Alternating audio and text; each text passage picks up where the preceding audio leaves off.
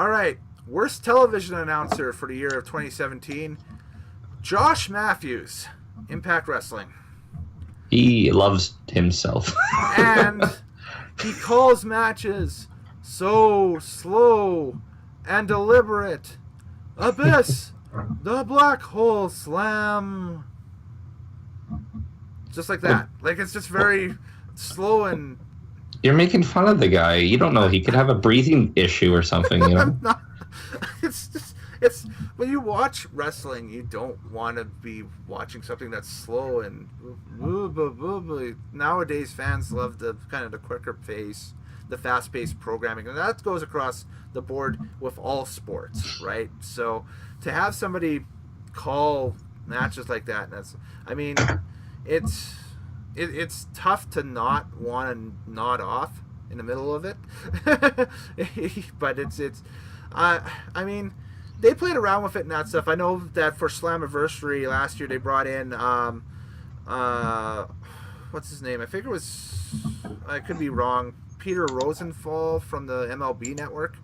Okay. Oh, or some, I can't remember exactly who the... I can find the fact here quickly for you. Slammiversary. But it was a Jeff Jarrett decision to bring this guy in. And he actually did a really good job because I think it was him and... Don West was there, and Robert Flores. Robert Flores, that's who it was. Okay. I don't know where I got Rosenthal from. But anyway, Robert Flores is a commentator on the MLB Network. But he's been... they brought him in on the Edge and Christian show a couple of times during the first season of that on the network to give kind of that mainstream rub to WWE. And he's a huge wrestling fan. He talks about it all the time on his Twitter account and everything. And he just happens to work in the MLB. But they brought him in to do play-by-play alongside Don West, and that show was Slammiversary. Like I said, we talked about it earlier. It was a very decent to somewhat very watchable show there, and that was the direction they needed to take. Is okay. Bring in some outside voices, some fresh voices that we haven't heard before, and throw it out there. Instead, by the end of the year, we have, at time of recording, Josh Matthews is a past Impact Grand Champion belt holder. Yeah. Fun with TNA Impact. Yay. Before Austin Aries walked out with all the belts, apparently. These are all spoilers, by the way. Spoilers. But these are TV tapings that haven't aired yet. Exactly. But just you look at them, you just shake your head like, what are you doing? But anyway, that's my pick for worst television announcer of the year. Mine is a guy who's already been removed from the announce team now, and that's Byron Saxton. Okay, yeah. Unfortunately, he's still in WWE 2K18 because I just recently picked that game up.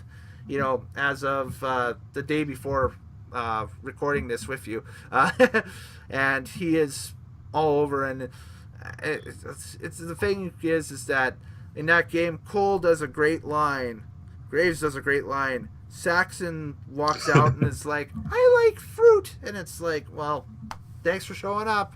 That's great. You add nothing of value to these matches at all. Here comes Eric Young down to the ring. Eric Young likes to do puzzles in the spare time. Yeah.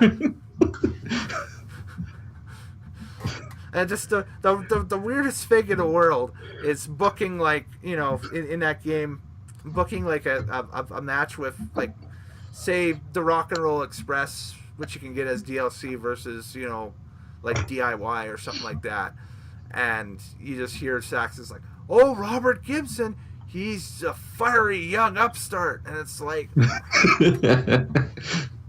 why are you here? Ugh.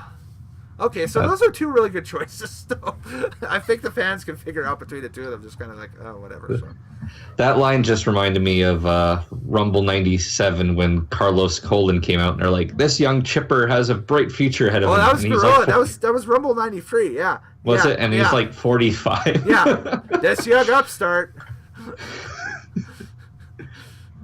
Carlos Colon. All right.